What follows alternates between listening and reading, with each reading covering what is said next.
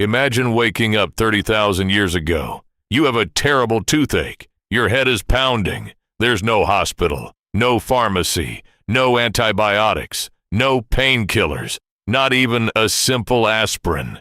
Yet somehow, your ancestors survived. In fact, they survived long enough to build civilizations, cross continents, and become the humans we are today. So here's the question. How did ancient humans survive without medicine? And even more shocking, were they really as helpless as we imagine? Let's travel back in time and find out.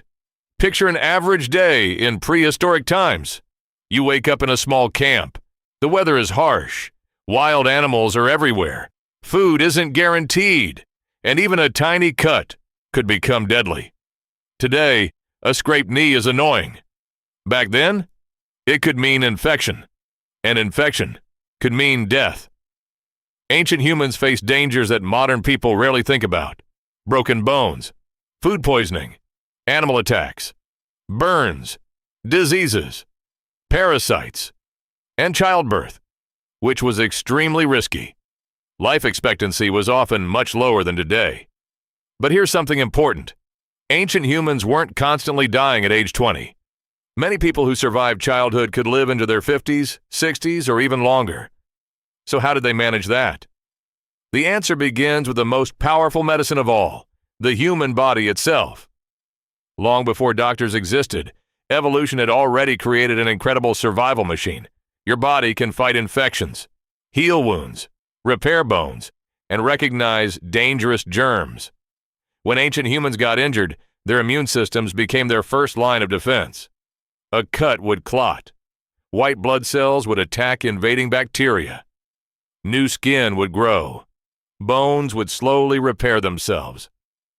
Archaeologists have discovered skeletons with severe injuries that healed completely. Some ancient people survived broken legs. Others survived massive fractures. One prehistoric man even survived with a crushed skull that later healed. Think about that. Without modern surgery, without x-rays, without hospitals, his body repaired itself. Of course, not everyone survived, but many did. And that's why natural healing was humanity's first medicine. Now here's where things get fascinating.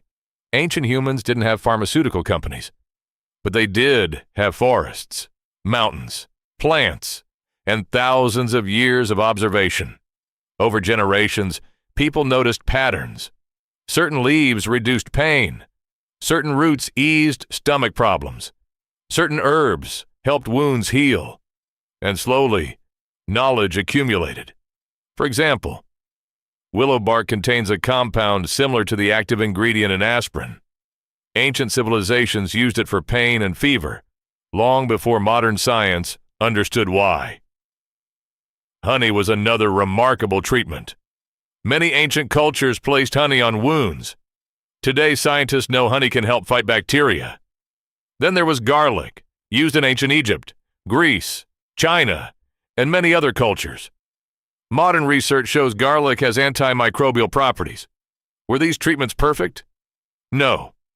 But they often worked well enough to improve survival. Nature became humanity's first pharmacy, and people became surprisingly skilled at using it. As societies grew, certain individuals became experts in healing.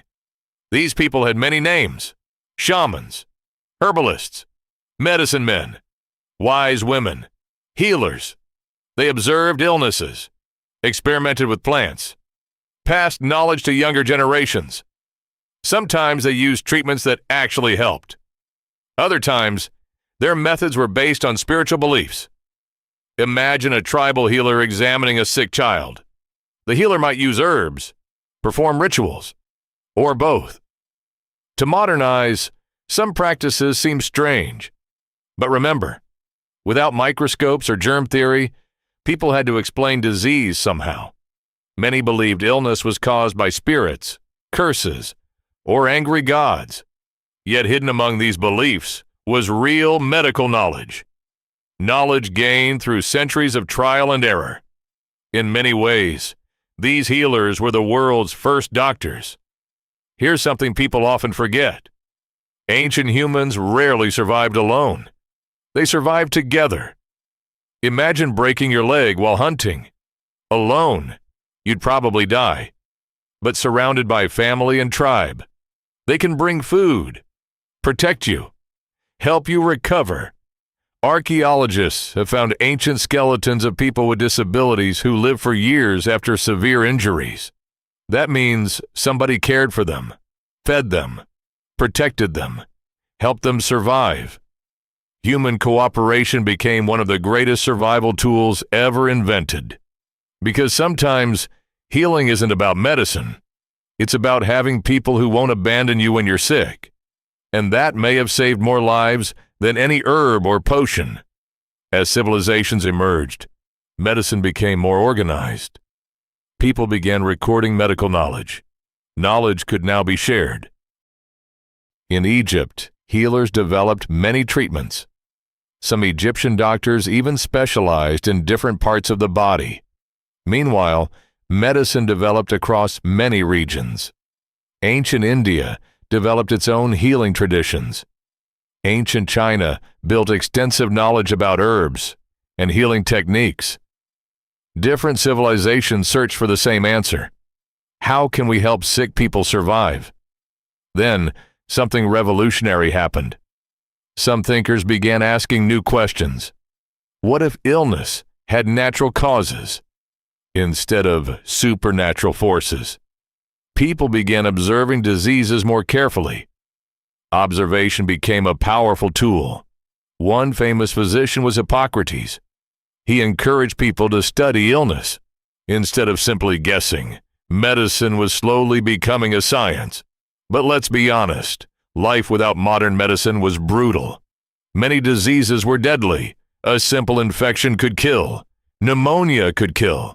Appendicitis could kill. A tooth infection could kill. Even childbirth was extremely dangerous. Many people never recovered. Ancient medicine helped, but survival was never guaranteed. That's the harsh reality of life before modern healthcare. So how did ancient humans survive? The answer is surprisingly complex. Part of the answer was their immune system. Their bodies constantly fought disease. Nature provided important remedies. Knowledge accumulated over generations. Communities cared for one another.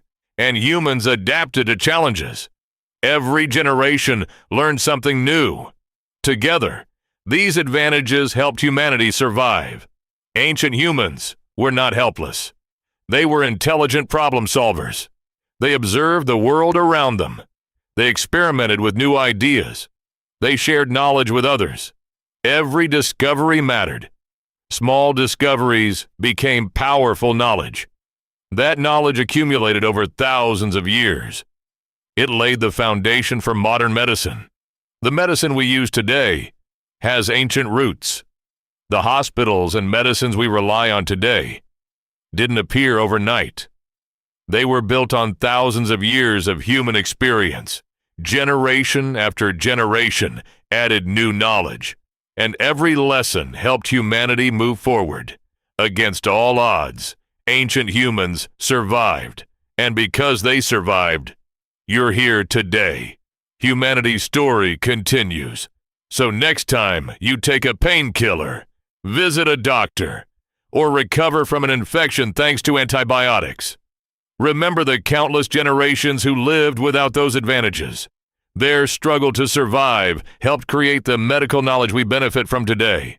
And perhaps the most amazing thing is this: they survived without pharmacies, without hospitals, without modern science. Yet through observation, cooperation, and determination, they found a way. Thanks for watching. If you enjoyed this journey into the ancient world, be sure to subscribe and join us for more fascinating stories from human history. Until next time, stay curious.